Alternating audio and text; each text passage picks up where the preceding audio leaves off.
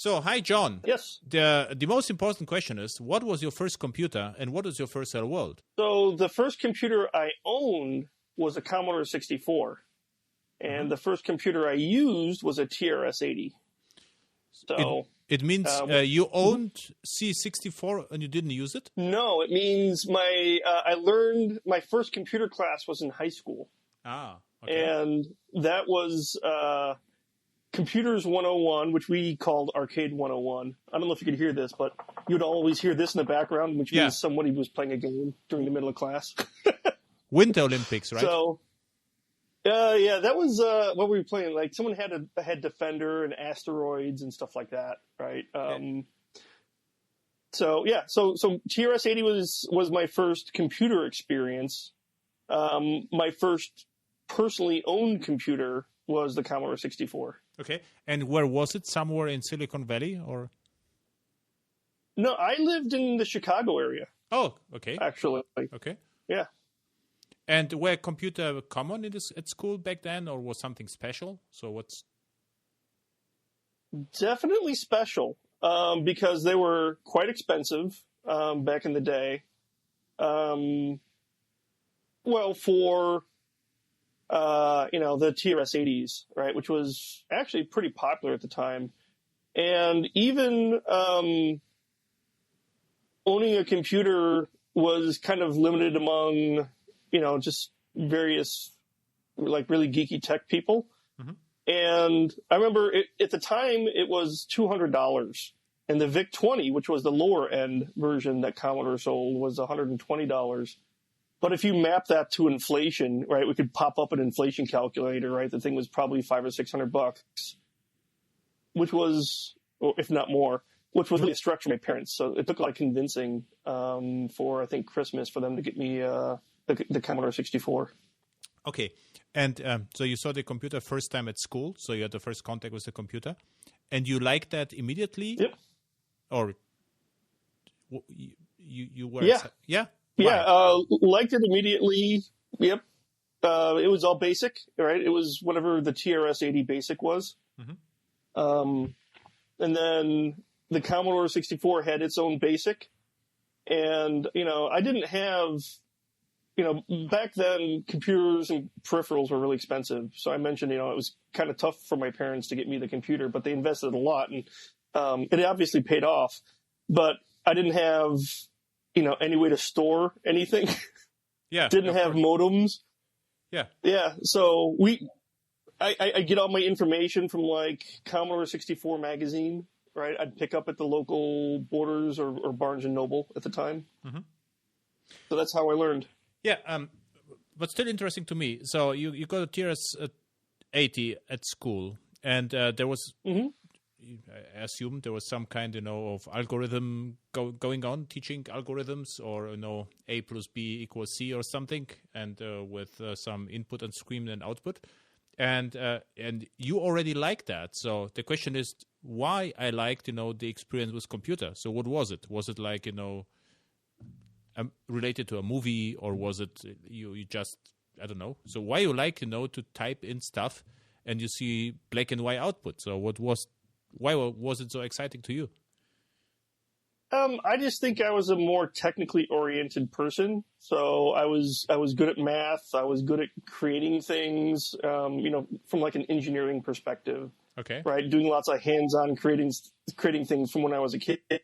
So while this wasn't, necessarily hands-on engineering type stuff, you could still create things. And I was pretty technical. So for whatever reason, I'll be honest, that's a good question. I don't recall exactly why I liked it, but I did.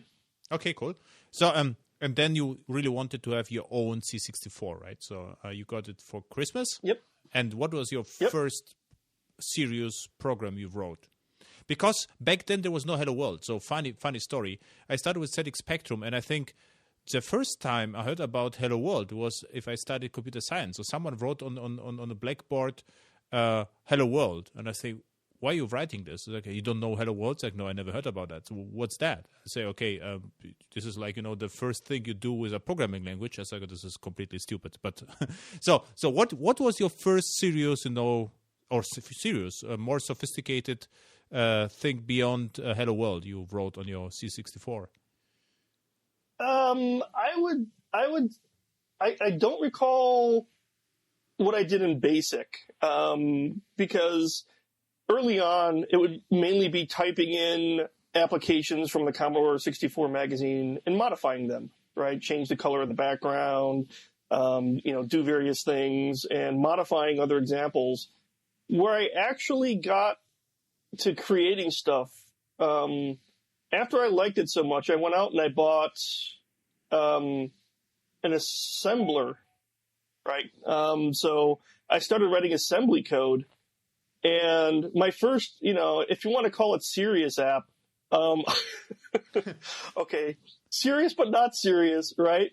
The assembler code was talking about how to write self-modifying code. Oh, wow. So it's like, oh, this is cool. So I started writing all sorts of self-modifying code and figured out pretty quickly that's not a good idea. But it was fun. With C64? Yeah. Yeah, this is actually incredible. Oh, yeah. The Commodore 64 is really an underrated kind of, beginner machine.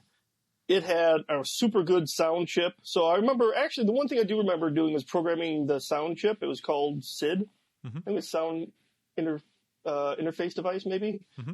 And it was pretty advanced. So I remember it was all peaks and pokes in BASIC, right, at the time. So I was just, peeking and poking through BASIC to play around with the SID chip.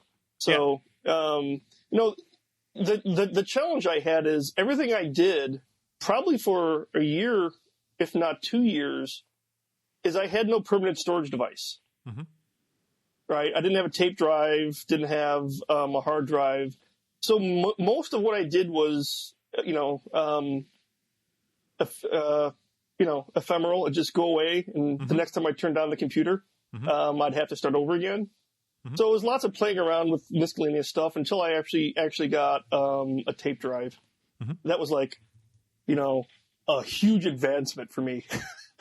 Yeah, because there was I think there was save command, right, where you could save stuff, load and save. They were the most important commands.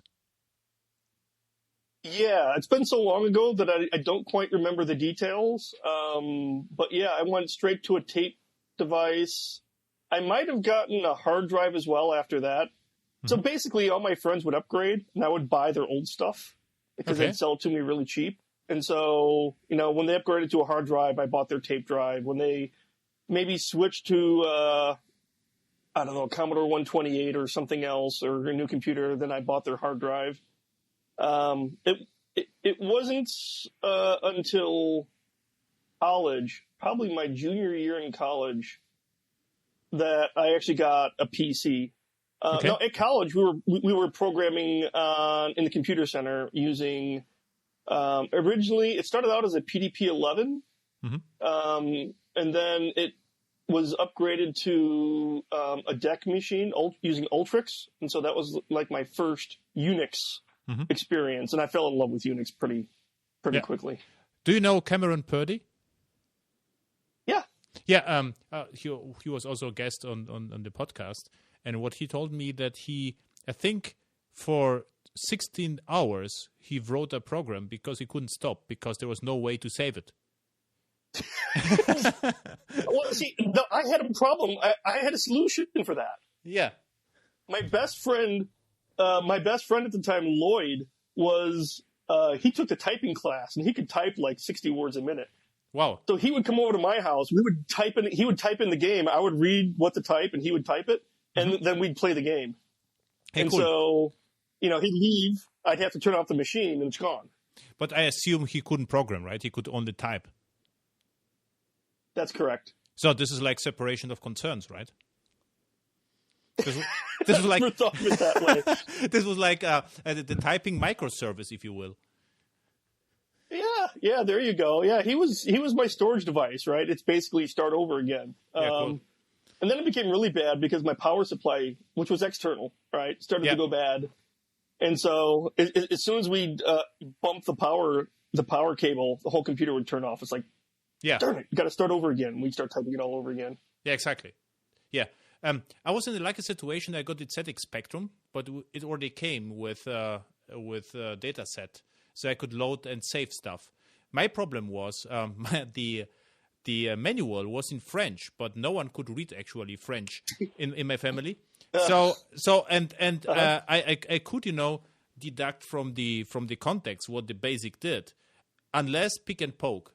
It drove me crazy. I never got the pick and poke, and later I actually find out that it was no way I could actually learn what it does, because you have to know the map of the layout of the memory to know what it's doing. And what I did, a for loops, I tried to find out, and the computer crashed because I picked at something or poked at something which, wait a second, pick is set and poke is read, right?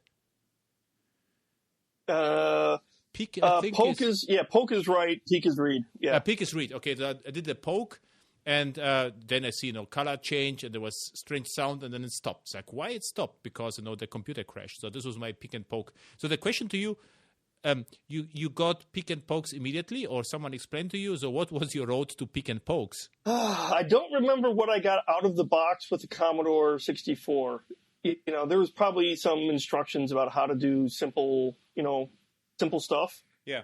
I got it right away with peeks and pokes. I understood the concept of addresses and where to peek and poke, and that different addresses or different parts of memory, literally, right? But you read something about that, right? So you read a book. Did different things. But you read a book or article or something. Again, it was at the time. Yeah, so every month I would go. There were probably 2 or 3 different Commodore 64 magazines. Ah, okay.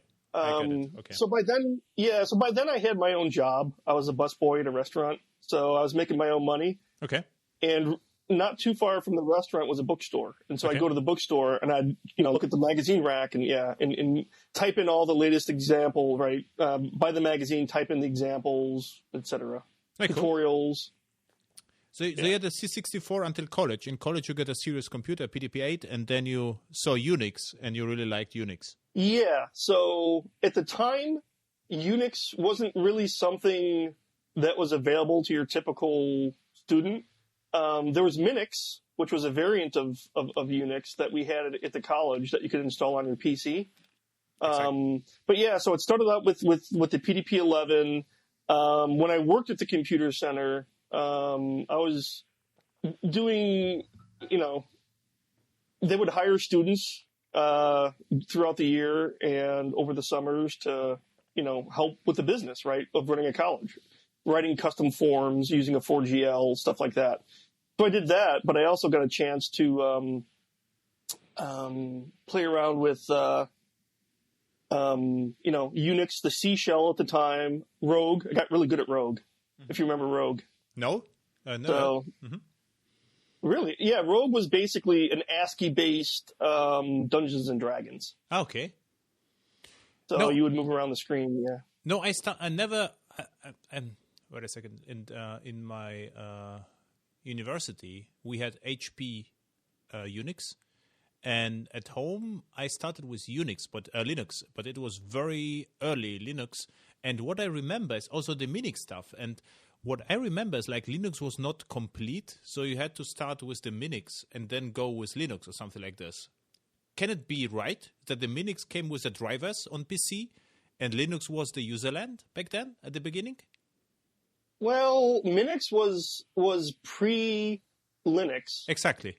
But the first distribution in Germany I was able to get, I got both. On floppy disk, I got the Minix with drivers for CD-ROM and so forth. And on the CD, there was Linux, as I remember. So I had both. And I exactly remember the Minix. I couldn't get why I need Minix and Linux, Yeah. So when like I said, when I started, now Minix was not free. It was copyrighted. You had to buy it, even for educational purposes. The university or the college I went to had to buy Minix. So it wasn't free. Whereas, Linux is free and open source, right? Yeah. So I went from that, I always kind of had multiple boot computers, right? So you'd always have your Windows, right? Whether it was Windows 3.1. So now we're getting the early 90s probably after college. or actually no.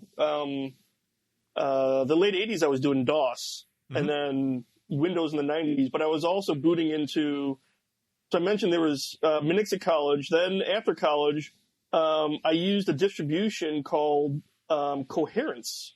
Oh. But from the Mark Williams company, which was basically a Unix-like distribution. Okay. So in the mail, I would get 10 floppy disks, and I would install Coherence, and I'd do a lot of work with Unix via Coherence. Yeah.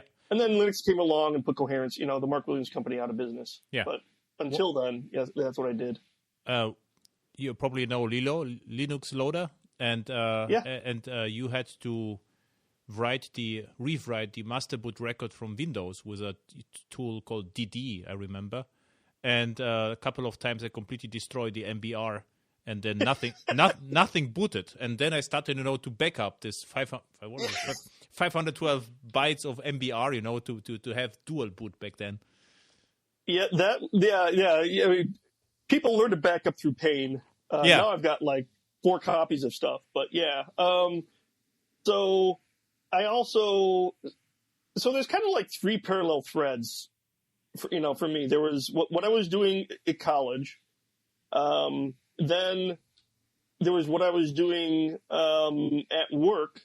So I went from Ultrix and the C shell to when I got out of college and got my first job, I was doing, like you, it sounds like HPUX, HPUX. So, but at home, I was running Windows and first Coherence, and then later, I think I started with build 0.99 with the Linux kernel back then. And what was your first job? My first job out of college. During college, I did backups at the local hospital in my college town. But my first job after college, I worked for Maytag in Galesburg, Illinois, because I went to Monmouth College in Illinois, which was, enrollment at the time, 600 students. So a really small liberal arts college. So close by was Maytag. So I worked at Maytag, and at Maytag, I worked in the engineering department writing data acquisition systems. Okay. So the amount of engineering behind a refrigerator is crazy. It's one of the few things in your house that runs 24 hours a day, right? Besides your clock. Now you could probably say there's more, like your router and stuff like that. But back then it was like basically your clock and your refrigerator. Yeah. So I wrote data acquisition systems, where an engineer would basically make some change to a refrigerator and they needed to test it, right? So this, it's a very slow pipeline, right? The turnaround time, and it goes into this temperature controlled room, and you measure over some period of time. Maybe I can't remember. Maybe it was like 24 hours. And so I wrote in the HP 6852. God, it's scary. I remember that. I think it was 6852 scanner. Wrote basic code, and on the actual Unix system, it was C code. So basically, all the acquisition would be in BASIC on a data acquisition device that would measure basically these sensors, they call them thermocouples, inside a refrigerator. And then after once a minute, or I can't remember how often I did it, it wasn't real time. Maybe once a minute, I would read it, and then I would send it basically back to the Unix system, where everything I did was written in C. So I did some C programming for that, stored everything, didn't have a formal database. I used basically a flat file database system called Kafka? C-Tree. No.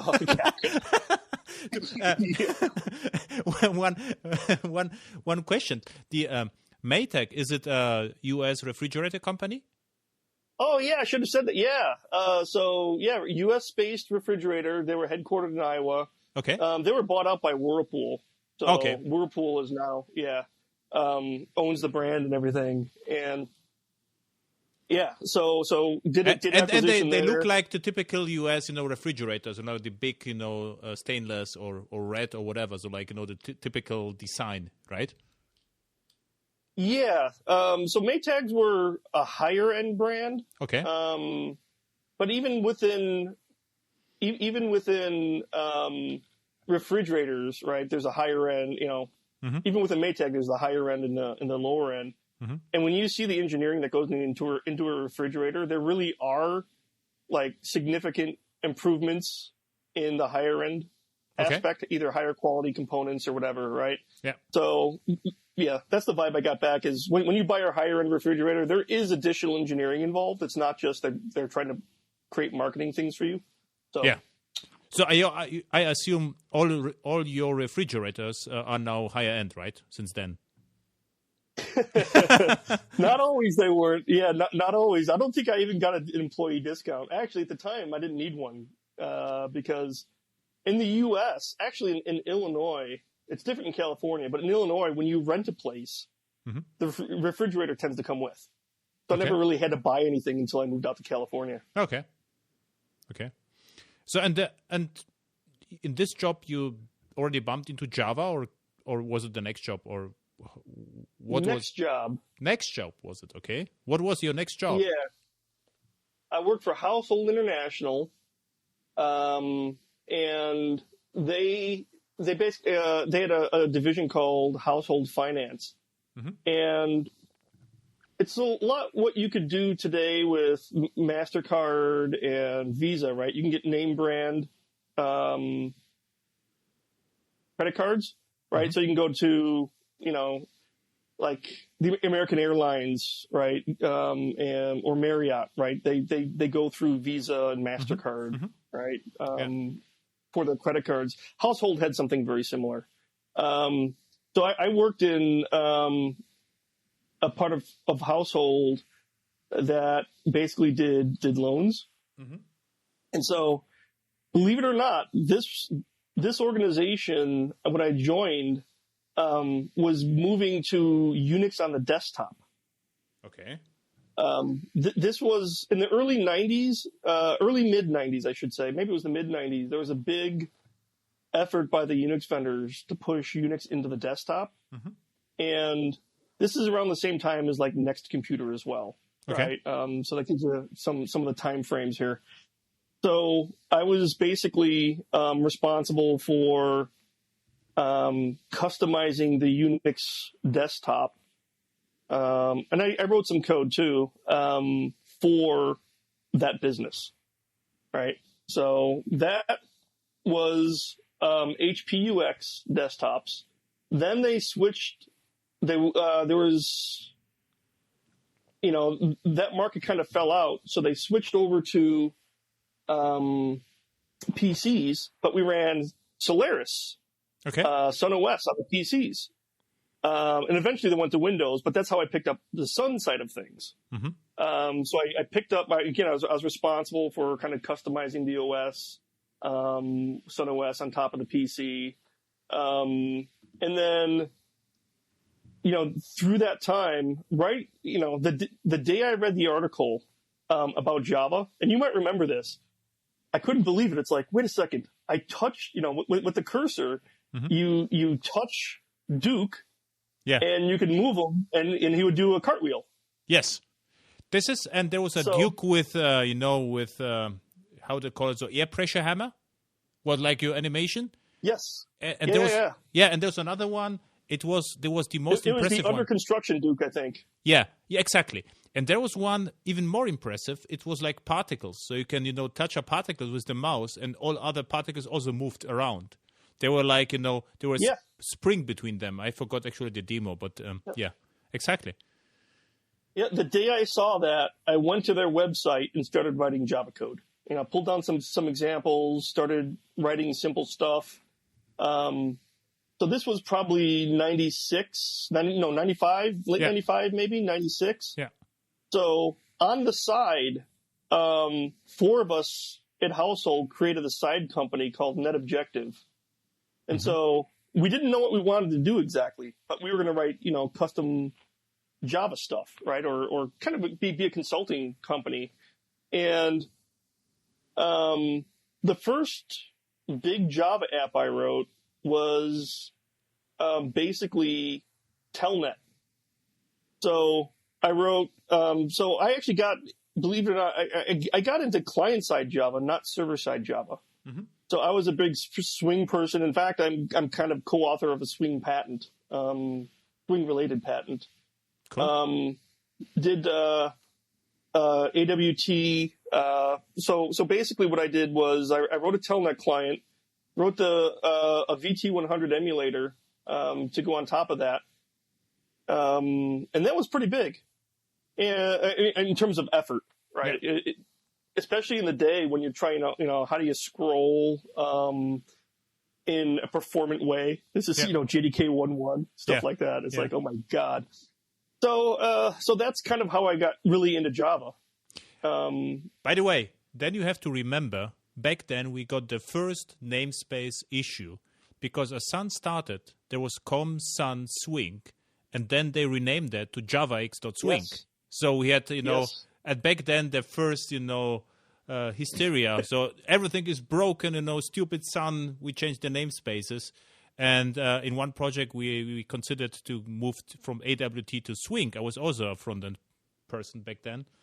And I remember, the input, the text field in Swing was not even properly rendered. So there was just, the lower part, but the upper shadow was lacking. So there was nothing. So it didn't look right.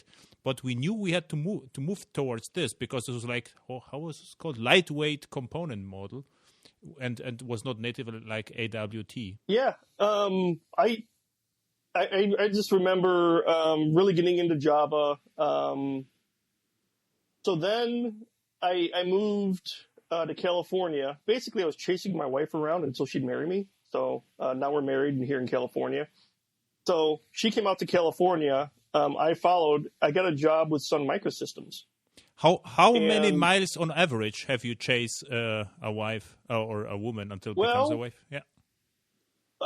Okay, so when I was working at Maytag, I lived in Monmouth, Illinois. She lived in Kansas City, and every other weekend I'd make that drive. How far is it? It was about a 6-hour drive. Okay. 6 hours. Yeah. Okay. And I did it for let's see. She moved to Chicago, then I eventually moved to Chicago.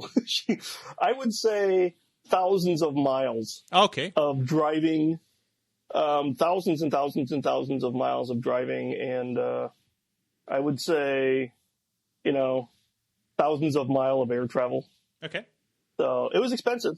Hey, but it paid off. And not very good for the environment. So right now, with Prius and with electric cars would be better, right?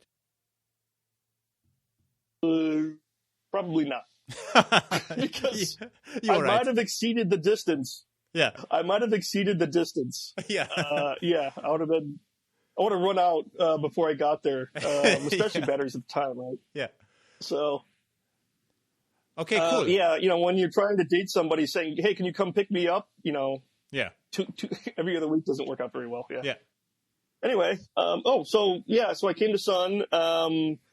I was actually in hardware sales, so I sold E10Ks. I sold. The E10 desktop, case, the storage. The E10 case is one of my favorite machines just because of the look and feel. They looked incredible. So I was so from time to time I delivered trainings at Sun Microsystems in Munich. And I always wanted, to see the E10 case because it was like, they really look from design, from the outside was really nice. And I would say 5 years ago, I wanted to buy one just to have a closet for my, just to move everything out and use it as a closet for my clothes. And it was like 1,000 euro or something. It was completely cheap, but, there was in Australia and the transport to Germany would be very expensive. But the E10 case were like cray. They were incredibly powerful back then. And this was actually the first use case for application servers because the hardware was so expensive. So they bought application server and loaded as many, ears as possible on the machine, to share the costs. Yep. Yeah, cool. Yep. So I remember those days. So you sold the Eaton case. This is interesting. Okay. Yeah. When was sold it? the workstations. 2000? What was that? When was it? 2000? No, the E10Ks I began selling in 97, 98. Okay. Because when I remember getting a presentation on the E10K back when I was at Household. That was right when I moved to California and to work for Sun Micro. So when I say sell, I've never lived in Silicon Valley. I live in basically Orange County, California. Okay. So I wasn't doing engineering. I was doing sales stuff. Okay. And this was right around the time when you had the E10Ks, the 6500s, the 4500s, E450s, God, workstations, Spark. When I first started, the Ultra Spark 2s, I think, might have come out. Mm-hmm. Ultra Spark 1s and 2s. Okay. Those might have been out for a little while. So anyway, I brought my Java skills with me. So, I would write some Java demos for customers. You do a lot of field marketing, meaning you go to customers a lot and you set up shop, and customers during their breaks would come by and take a look at the latest hardware, the latest software that Sun had to offer. So I was writing all sorts of Java demos. I was talking to customers about how to write Java. It's it's a lot like C, right? Start out by writing C, and then we could move to more object oriented stuff. Yeah. I got hugely into Genie. Yeah. I wrote a ton of Genie code. Then I did a little bit of Juxta. Yeah, exactly. Eventually, yeah. Peer-to-peer technology, Juxta. So Juxta, Juxta, for those who don't know, Juxta's peer-to-peer. Genie was different. Genie had the philosophy of don't bring your code to the data. Sorry, don't bring your data to the code, bring your code to the data. Yeah. So it's about locality, right? So... and leasing. Genie was great. And the leasing was actually, this is the most stolen pattern in my projects by me, is like leasing, if that every resource has to re-register in the network, and if the resource dies, it misses the re-registration, would just disappear from the network. Oh, a quick story on that. So Sun had these kits they would send around to the field that showed Genie, and it was always about devices. If you remember, Genie was geared for devices, right? Yeah.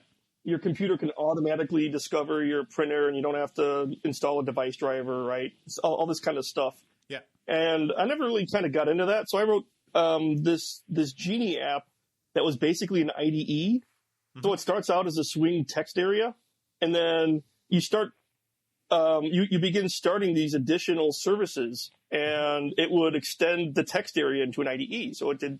If you start one, it would do syntax highlighting. You start another, it was a compiler. You started another, I can't remember what it was. But it was just a demo, right? So it's not a real world thing. But the funniest thing about that demo was I was at the Java user group meeting here in Orange County demoing this, and I ran out of memory. So it started paging, right? Mm-hmm. And because it was paging, the leases weren't being renewed in time because I had the lease time set really low because it's a demo, right? You want things to pop up right away. Yeah. And so this IDE, you would see menu options come and go. You would see the syntax highlighting come and go.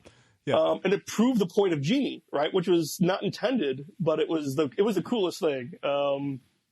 Just to show how dynamic it could be. So on-stage hacking always pays off, right? Oh yeah. It was an unintended but very positive consequence. It was pretty cool. What's interesting is this Juxta had exactly opposite pattern. They had the so-called, I think, walkers, where there was a network walker who which walked through all the nodes and gathered information. So it was a complete opposite of Genie, the discovery mechanism. Yeah. Trying to remember what they used for discovery. It's been so long. I remember Walker because it's like from Star Wars, the Walker. Okay. So I know for sure there was a walking traversal algorithm, and Genie had how it's called, service discovery manager, which something like this, or a lookup manager where you had to re-register all your services over and over again, and there was like convenience class which re-registered everything automatically. So interesting. So you used a lot of multicast. So you are the first who knows Jaxter. So probably you also remember Java Spaces then, right? Oh yeah. Yeah, cool. I demoed Java. I demoed all this stuff to customers back in the day. So with Juxta, it used a well-known address, if I remember correctly. Yeah. To do discovery. You had to like seed at the beginning, and then Actually, with Jaxta, I created a proof of concept for Volkswagen in Germany. Car-to-car communication and traffic congestion, avoidance. This was Jaxta based. Back then. Yeah. So Genie died because because people incorrectly associated it too tightly with devices. Yeah, it was the marketing was stupid. Well, no, the marketing was okay. In Germany, it was terrible. It was a good way. Okay. In Germany, they tried to demonstrate. In Germany, what they tried to do is, in Sun, there was a conference and they sold Genie like a printer driver distribution system. I was like, okay, no one is interested in it. I mean, forget about printers. This was the best possible SOA technology back then. Actually, if Genie will came out, I think this SOAP and SOA will never come up, I would say. Well, it maybe because Genie was very Java centric. Yeah. But it was RMI independent, so you could have binding, XML, RPC binding, whatever. You could actually abstract the communication. Yeah, you could probably do that. Yeah. And then Juxta never took off, I think, just because peer-to-peer computing never really hit mainstream. Yeah. It was probably too closely associated with ripping off software. Yeah. And torrents and stuff. But it was LimeWire and that kind of stuff. But I think it was Bill Joy who came up with Jaxta, right? Yeah. Yeah. Interesting. So what did Jim Waldo and folks came up with Genie. Exactly. Yeah. And then Bill Joy was Juxta. It never really took off. So this is incredible what you did with Jaxta, Genie, Java. It was fun stuff. Yeah. Oh, well, I loved being in sales. Because I love to talk to customers. The thing about technical sales is you just don't go to a customer and say, buy my stuff. I really had to get involved with what the customers were doing and understand the problems they're trying to solve, and then apply, the right products that we had at Sun to solving the problem. Now, that's true for all the hardware stuff. All the Java stuff tended to be gravy on top of that, because at that point in time, Java was still, there weren't app servers and stuff like that yet, right? Java EE was just kind of starting out around that time. Mm-hmm. And so it wasn't until the early 2000s that I started picking up on app servers and that stuff. Okay. And, because you stick with, with the hardware, so there was the natural progression from Jaxta, Genie, and to Java EE, right? Yeah. Okay. Yeah, I picked up on Java EE. The funny thing is, it's Sun. Everybody used auto NFS mounts, mm-hmm. right? So if you just CD to the directory, it would auto mount the directory. So I'd see an email with a link to something, and then all you do is you follow the path backwards. Okay. and so I was tracking. I'd be in people's home directories. I probably shouldn't be saying this. This is recorded. In people's in areas in engineering hard drives with like the latest builds of Java Mail and all these various things going on. Cool. Servlets before they were even publicly kind of announced. I think they were all kind of POCs. So I picked up a lot of what was going on, like really, really early, because it was fun on the Java side. Do you also remember Gyro? Jiro. This was like Java-based hard disk and hardware management system from Sun. Or Gyro. Gyro. The name sounds familiar, but it's not sticking with anything in particular. Okay, there was announced at Java 1 2000, so I attended this session. I was really excited. I don't even have hardware to run Gyro on it. But interesting. Okay. And you started with servlets, so you knew what's going on, and So what happened then? So you started, to pick up J2E J2E back then, and demoed it to your clients, customers? Yeah, it was probably, the 2003-4 time frame. I probably started picking up more into the middleware aspect. Again, I'm still selling hardware at this point in time, but actually, it might have been around 2005 that I started doing some consulting work. So they would basically take some of us out of the field and move us into consulting roles. So I was doing some consulting roles around software architecture in Java around that time. And picking up app servers like the iPlanet app server. The problem was this is a time when Sun was kind of shrinking, and when I was in sales, I worked in the kind of the government area. I worked with government integrators like the Boeings and the Lockheeds and the Hughes and the TRWs at the time, Raytheon, and a lot of people were getting laid off, right? Because Sun wasn't necessarily doing that well. So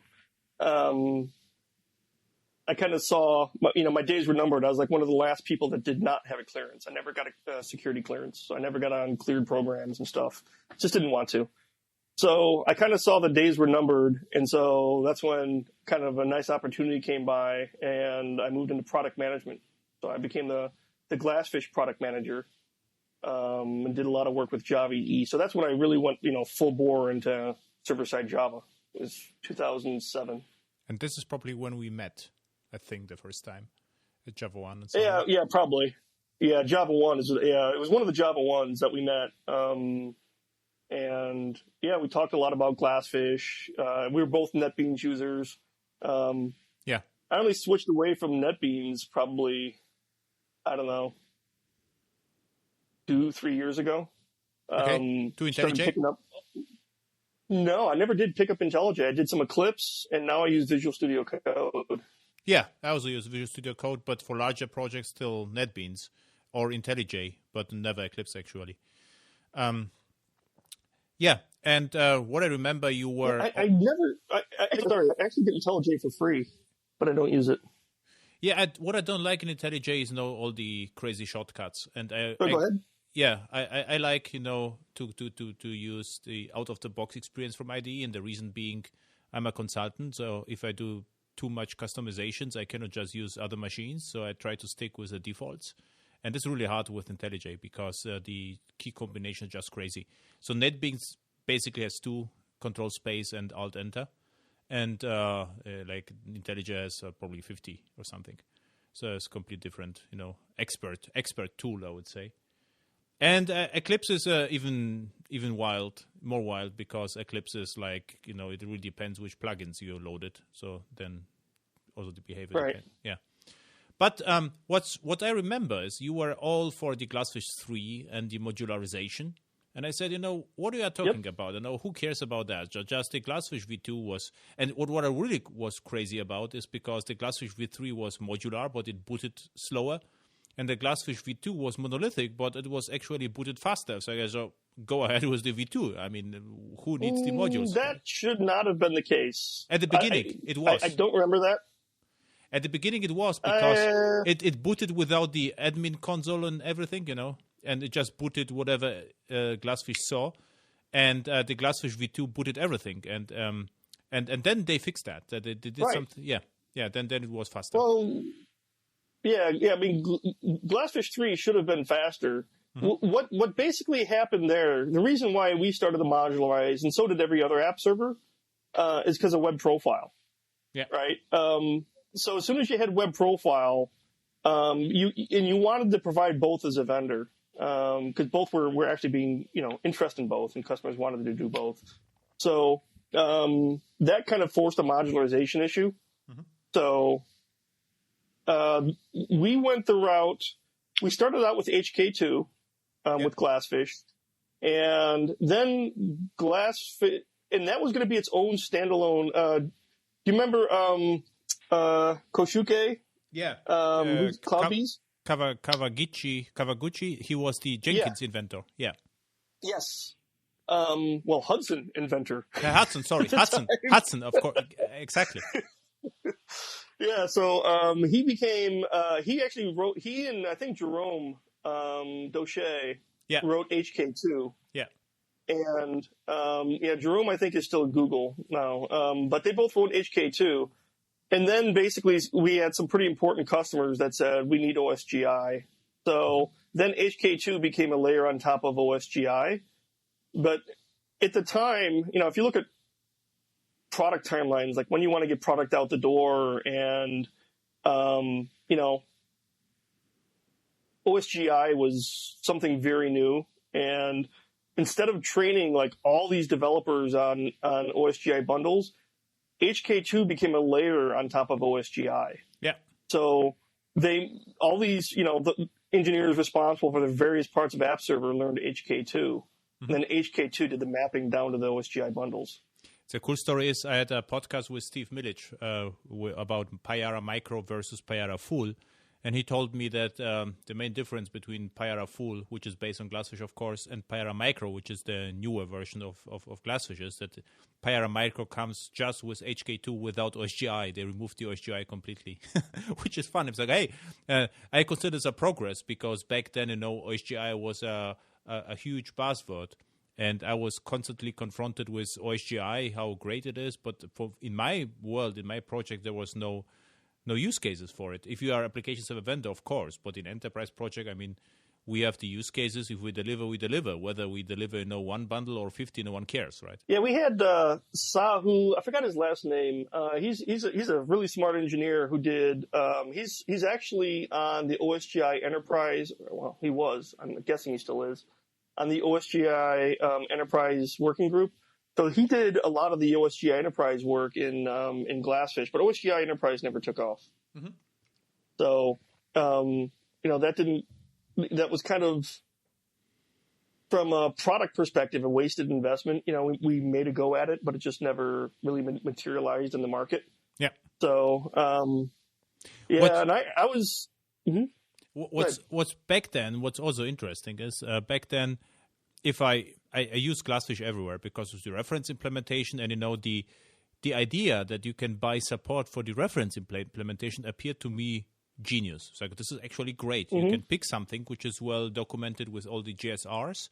You go into a project, and if customer would like to buy the support, they can just buy it. So there is, and I was actually to sell a lot of support contracts, and then I asked the Sun guys, and they couldn't sell any support, and it turned out that, like, I don't know why, but it actually never happened. And then the whole GlassFish idea went south because the business case was not there, right? Well, I wouldn't say it wasn't the business case. I would say, if you're a sales rep and you can sell a product for $25,000 or sell it for $5,000, you're going to want to sell the $25,000, and that's where GlassFish kind of got hurt. There's some truth in what you said. So if you look at MySQL and the Oracle database, they both found a home at Oracle. Mm-hmm. GlassFish just couldn't find a home. It couldn't find the right market. Relative to WebLogic. Yeah. So I was actually the one that posted the blog post saying no more enterprise GlassFish. Mm-hmm. I remember that. Right? I think it was November 8th, 2014. Mm-hmm. If I remember the date properly. Yeah, so I had to write that. It was painful, right? Because, it's a product that I basically managed for 6 or 7 years. But it was honest. I'll tell you, coming into Oracle, one thing Oracle is really good at is there was a lot of product overlap between Sun and Oracle. And so they basically said, look, this is what we're going to do, right? We've done the analysis. We're going to keep this product and not keep this product. In some cases, it was the Sun. In some cases, it was the Oracle product, right? Mm-hmm. So they did an honest evaluation of these products, based on technology and market and size and stuff like this. And they're very straightforward with customers. And they were, had to be very straightforward with customers about GlassFish. Mm-hmm. So that is, one of the things that I do remember that I, really liked about Oracle is they were very straightforward with, listen, this is a decision. We know it's going to hurt some people. This is our recommended direction. But we understand if you decide not to do that, right? But it just doesn't make business sense for us to duplicate, 200 products or whatever. Yeah. And this was also my, outside observation that Oracle was not as political. They were very pragmatic, almost like, in military decision. Okay, we do this, clear. And this was what I observed from the outside. Like, I was never an employee in a larger company, so it's always funny to observe, how larger companies operate. I'm just a freelancer, so no politics in my world. But I've never heard it referred to as military, but that is actually, it is very top down in that sense, right? Well, when I was there, right, it was very top down in that sense. It's like we're making the decision at the top because of the higher. Keep in mind, Oracle's got 100,000 products. I don't know what the real number is, right? Mm-hmm. And so the higher up you go, the broader the visibility you have. And so sometimes these decisions, I think, can only be made at that level because of the breadth of view they have across the product portfolio. It gets harder and harder the further down in the management chain that you go because your view is narrower and narrower into the portfolio. Yeah. And so in one point you left Oracle, right? When was it? Yeah. So basically that was when the work kind of stopped on Java EE. You've seen the Josh Juneau's analysis, right, of all the commits with Java. If you remember that blog entry, that was in the early days of the Guardians. Yeah. But basically my job was going to be eliminated. I had an option to go somewhere else in the company, and I decided instead to come to Red Hat. Okay, cool. So, yeah. But in one point of time, I remember you were the lead of the Avatar project, right? Of JavaScript framework. Project Avatar. Yeah. This was after GlassFish, right? This was after GlassFish, yeah. And so basically it was Node.js on the VM. Exactly. With actually an interesting idea. It comes again with GraalVM. It comes over and over again. But back then it was like Avatar and another project. I forgot what. Two projects were similar. Yeah, there was it TorqueBox? One of the ones, or was that Ruby? One of the ones from Red Hat had a similar one. TorqueBox is from Red Hat, but it was Sun had or Oracle had two, Avatar and another one. They demoed in Java 1. There was like a front end framework, and Avatar was the back end. Yeah, so we did. Avatar went through various things trying to find the right formula for to be interested by developers, to be used by developers. Yeah. And so we were trying to basically, here's Node.js, but imagine having the entire enterprise Java library ecosystem at your disposal, right? It just never really panned out. Yeah. So, yeah, we kind of stopped work on that as well. Not all innovations make it. You take shots at it, and that was one of the ones that was a really good shot, and it just didn't find a market. So I was working on that as well. Started doing a little bit of work with WebLogic, PM near the end, but that's kind of when Oracle kind of started shifting things a little bit, and then I came to Red Hat. Yeah, and my impression is the decision was right, so you are happy at Red Hat, right? Well, I'll tell you what, I learned a ton at Oracle. Right. I mean, obviously, I learned a lot at Sun because I was there for 13 years, I think. And if you tack on Oracle, that was like 18 years with the same company. If you count acquisitions being part of the same company, so in some sense, it was just a change is good. But I really wanted to stay working with middleware because I like working with middleware. And so that's the reason why I decided to move over to Red Hat.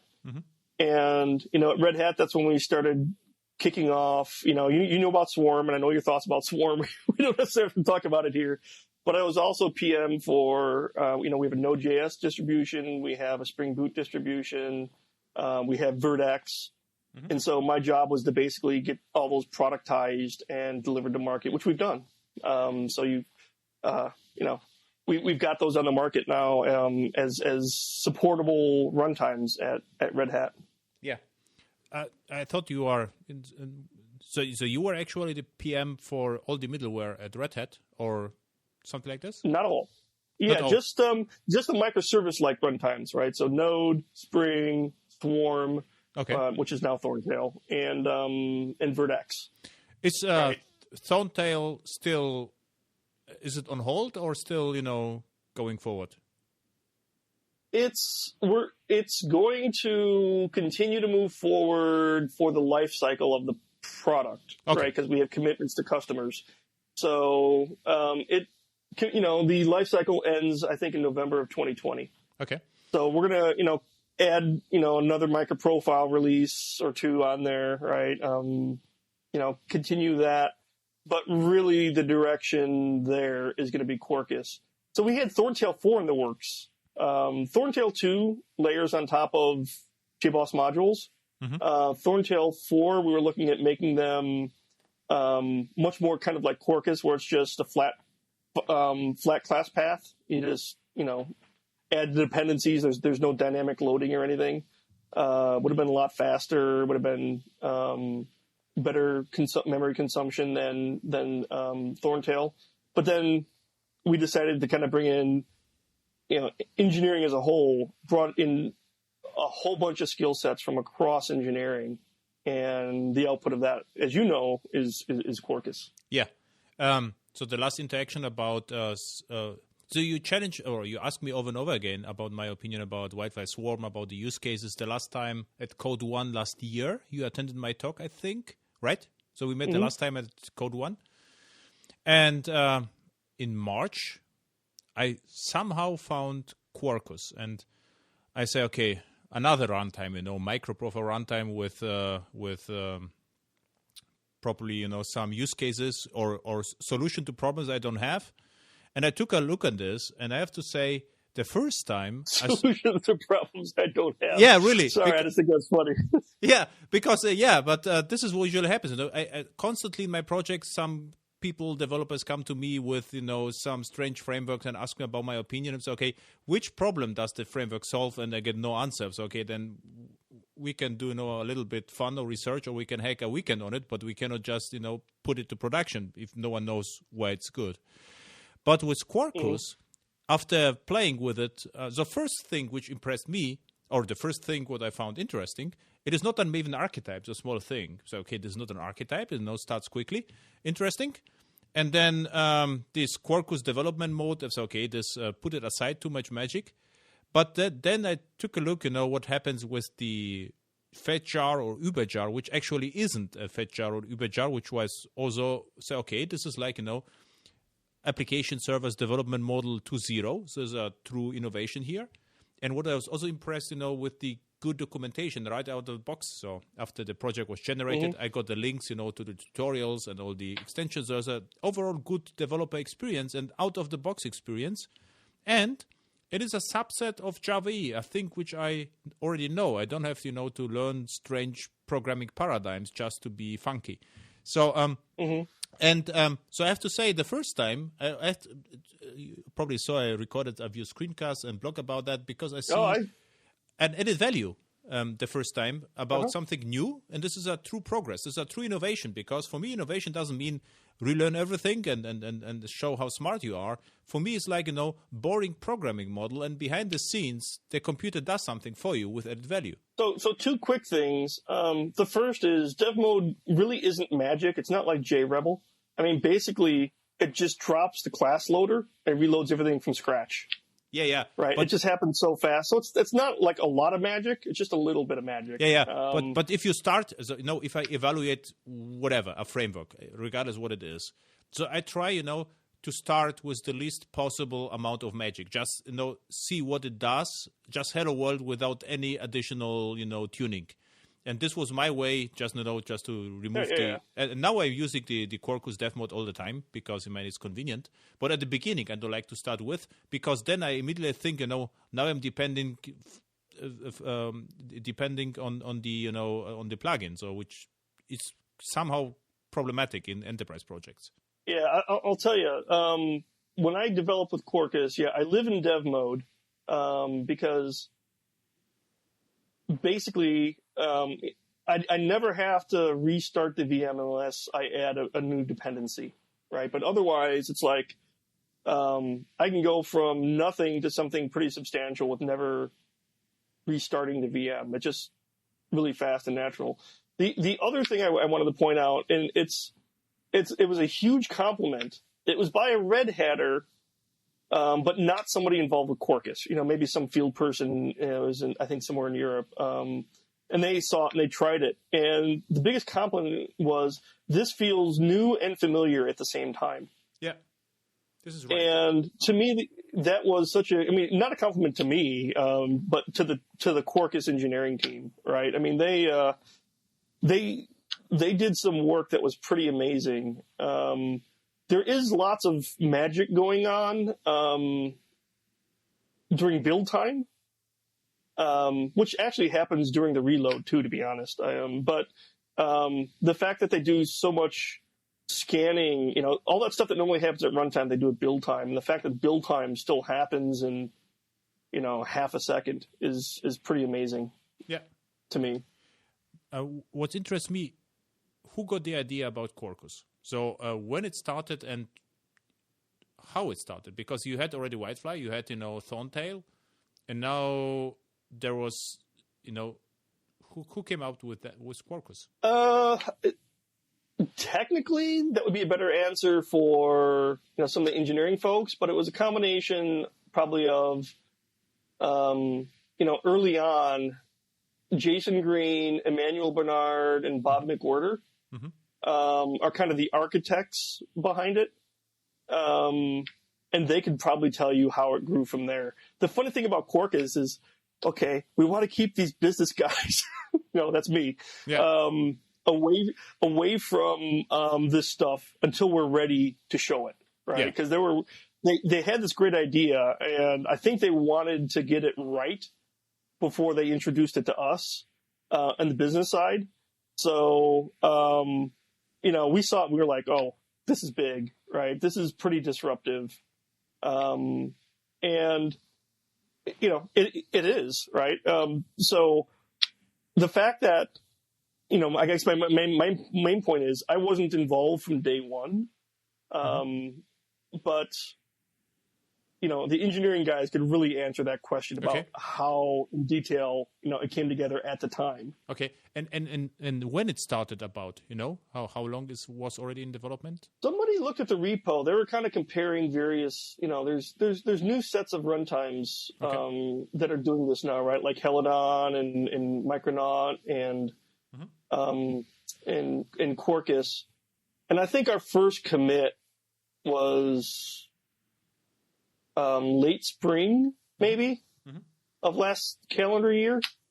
So, that's first commit. And so who knows, I'm not sure how long stuff happened before that.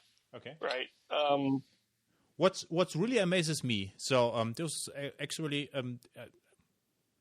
I thought the idea came from business, not from engineering, because as you remember, we always had the discussion with the GlassFish engineers, and I come from projects, and you come from the runtime perspective. And the runtime engineers, they are all about modularization, optimization, small modules, generic interfaces, and flexibility. And for me, what is important in the developer experience, so what I would like to have, one jar, launch the jar, and it should work. So I don't care about all the plugins and whatever. I'm absolutely not interested in the inner workings of it. And what happens here, if you look at Quarkus, it is consistent. So almost. You saw my QuarkEE attempt, to make it a little bit... Yeah. So what I did is I just, started Quarkus and loaded all the plugins I need all the time and created a Maven archetype with it, so I save a little bit of time. But with that, it comes out of the box to me like an application server, which starts fast and is small, with the option to create a native image, if you like, and this is something very usable. So, and if an engineer would start such a thing, what usually will happen, you'll get 500 jars where you can tweak and create your own best of breed set of jars, and you will be completely in control what you are doing, but you will spend 1 week for optimization with just minor added value for the business. So you and I are coming at this from different angles. I saw QuarkEE, and I'll be honest, I wasn't a fan because I actually ran a test last night because I knew that we were going to talk today. I ran just a very quick test. I said, okay, here's a hello world. Actually, no, I created a QuarkEE. I ran your archetype, right? We got the ping resource and everything. I said, okay, I'm going to comment out everything except the JaxRS endpoint. And then I started it, measured some stuff, and then I uncommented. So basically, all your archetype stuff was there, right? I mean, all your dependencies were there. And the problem is that it started. Now, this is all relative, right? And it's with no tuning. This is just out of the box measuring. Yeah. It took twice as long to start in both native and JVM mode, and it took twice as much RAM in both native and JVM mode. Yeah, absolutely. So there's a consequence, right?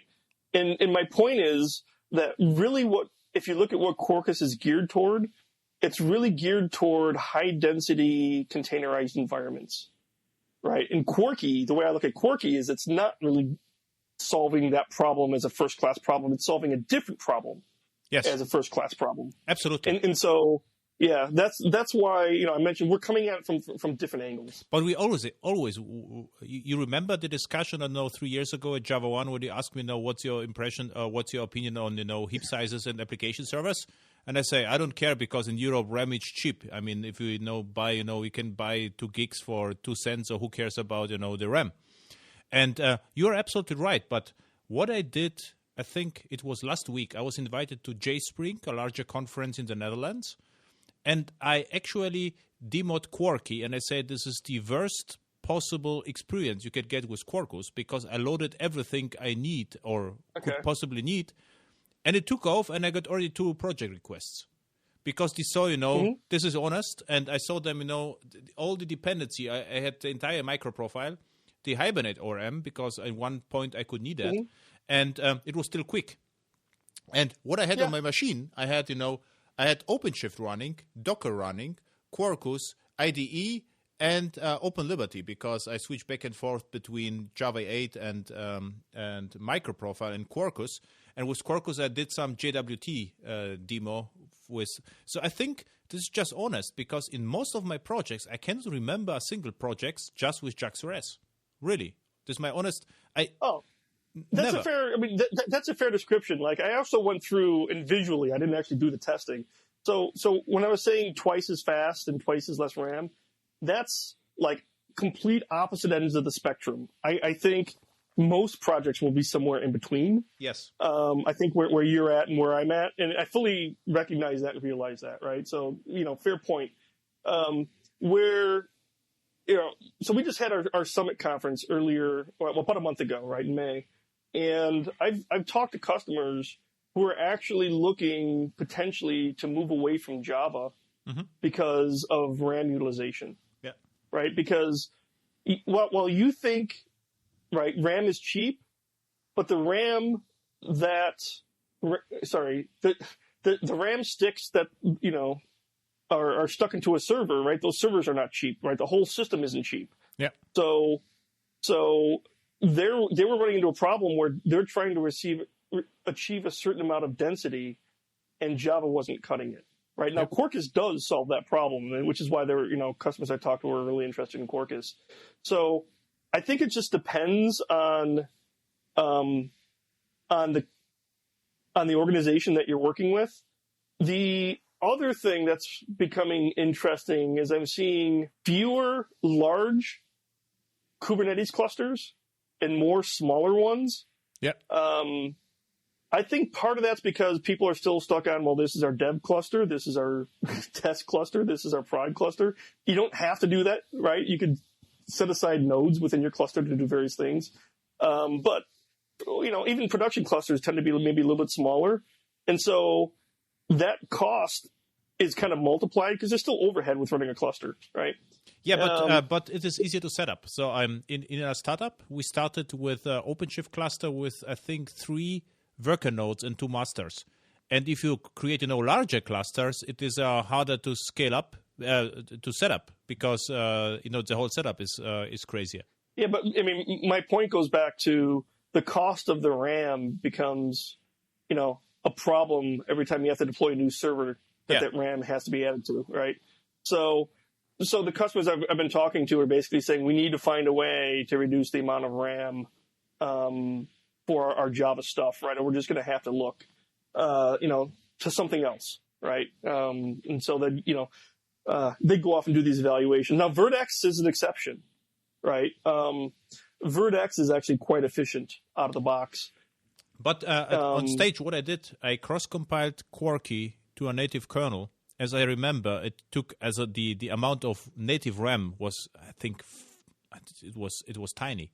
So it was not a huge difference, between QuarkEE and I would say bare metal Quarkus.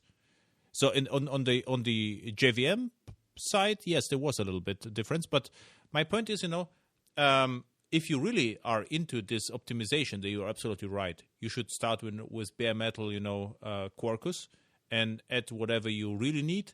But this is more like an expert project. So this wouldn't fly in my world. So what my clients would like to have, out of the box experience. Okay, something like Ruby on Rails, for the backend. So this is why I still, have something to do with JavaE. So there's enough interest because you download the server and you're ready to go. So, and you shouldn't underestimate, the productivity from day one. If all developers can do something and are productive, this is actually already great. And if it becomes too complicated and you will save some hardware with it, then this is less interesting for mainstream projects. But you are absolutely right. In one big data project, we already looking for Quarkus bare. So we will probably use even just the JAX-RS as a load balancer. So like, the data ingestion. And behind Quarkus, we will get typical whiteflies. But at, scale out, scale up and down. So very fast, load balancers. We will probably go with plain Quarkus, not QuarkEE, with just JAX-RS. But this is a very specific use case. So where I think, the one thing we haven't talked about, and I know we're getting long, we're like long on time here, is, MicroProfile support. So the interesting thing I see about Quarkus is, it gets back to the fact that you don't want to innovate within a standards organization, right? Or you'll end up with EJB2. Yeah, exactly. That's kind of the canonical example that people use. And so really I see Quarkus as a way to do some innovations outside of a standards org. One example is Panache. And for people that don't know, Panache and Quarkus it's basically a framework that adds an additional layer of usability on top of Hibernate ORM, right? Or JPA. Mm-hmm. So it makes things really simple. So, we have this project within Quarkus, and I could see potentially someday that might get rolled into, either MicroProfile or GlassFish or whatever. Yeah. Right. But there has to be some place where all of this innovation happens. And that's where I see Quarkus doing that. In some sense, I'm a little worried about even supporting MicroProfile, which we do, right? Because how do you innovate without breaking? Sometimes, right? Sometimes you intentionally want to break things that try and innovate, but can you really break the specs that you support? This is upstream. I'm not talking product, for example. But how do you break things with the intent of improving them? But the added value that's a challenge. But the added value should be obvious. If you are breaking things and the added value is obvious. For instance, like you say, we are not supporting the full CDI. But the advantages you get the native compilation out of the box. This is what I understand. But if you will tell me, we don't have @eject rather than Red Hat ject, then say, okay, why that? I mean, why @inject was not good enough, because it's just an annotation. So if the added value is clear, then you can go for it. And also, you can just, use the panache extension or deactivate that as your choice. It's not like then your whole system becomes depending on panache. This was your choice to do that. Mm-hmm. So one of the things I spend most of my time, or not most, I spend a lot of time on Quarkus, and I spend a lot of time still on MicroProfile. That's the one thing we really haven't talked about that I do a lot of. Mm-hmm. So I was one of, the MicroProfile co-founders, so kind of a day zero, even day -1. I think we were trying to day -1, we had actually the phone call, you remember? That was among day -1. Having those discussions, talking to people, pulling people on board with the idea. So I still, Kevin Sutter and I kind of have our roles. We're co-leads, but that doesn't really mean anything in the Eclipse Foundation. All it really means is that we just kind of, we try and get the releases out, do the mechanics. Kevin does most of that. The things that I tend to think about are, we have a growing pains discussion going on. We're growing quite fast. So what processes might we have to put in place? And MicroProfile does not like processes as a community. So we're trying to find, always trying to find the right balance with that. So, what are we going to do about, what's our stance on the javax namespace issue? We don't have one. In fact, I should get that pushed out as a blog post. So we collaborate around all the stuff, right, as a community. So I just sometimes initiate the discussion, and then we collaborate around the growing pains. We collaborate around the javax namespace thing about how we want to communicate it externally. Yeah. But it usually takes someone to kind of manage that. So I tend to do that, whereas you got a ton of people, both community and through vendors working on specs and all that kind of stuff. Yeah. So I do much less spec work. So we are really late. So there's my suggestion. One final question, and then we should meet in a few weeks and just discuss exclusively Quarkus again with MicroProfile, if you like, without introduction. Yeah. So we covered all the refrigerators already. So the next time just about Quarkus, MicroProfile, and backend. So the final question is, javax namespace. Are you for a clear cut or incremental migration? So what's your personal thoughts? Boy, I'll tell you, I started out as a clean cut kind of person. All right, just let's just cut it. Let's just cut it now and just move forward. Yeah. But I've been changing my mind, right? A bit, wondering, right? There's just a ton of dependencies out there that don't have this, right? What's going to be the ramifications and the impact of everything else? And it's not just Java EE that's impacted, right? It's like anything that uses servlet becomes impacted. Mm-hmm. So, maybe app servers can easily adapt based on some strategy that we take. But maybe, think about all these other things that aren't necessarily app servers, right? And now think about that across all the specs. Mm-hmm. So I've been warming up to the idea of doing things incrementally. And it was actually someone from IBM who said, I can't remember, it wasn't Kevin, but Kevin kind of pointed it out. The email to the platform dev alias, where he basically said, if you go clean cut, you can't back out of it, right? If you do an incremental, you could always fast forward to clean cut if you find it works better. And that statement, that single statement is kind of like, that's a good point. Yes, so, true. Anyway, from marketing perspective, it would be, I think the incremental is like, the constant mess. And with a clean cut is like, we do it once. And at least we know that there are no more copyright issues and we have our own namespace, right? This is the only thing. Yeah, there's pros and cons on both sides. Yeah. And I've been warming up to the incremental, I guess. Okay, so let's see. I will ping you in 4 to 6 weeks, and you should proceed from there. So there you now, go. where people can find you on the internet and Red Hat and. So at jklingen, I do a lot of Quarkus right now, and johnklingen.com is my personal blog running on my server behind me here.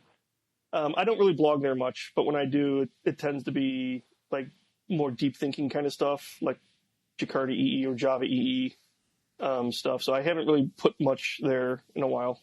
Okay. So at jklingen, I blog or tweet almost daily right now. So then thank you, and really hear you in a few weeks if you have time. Okay, sounds good. All right, thanks. Bye.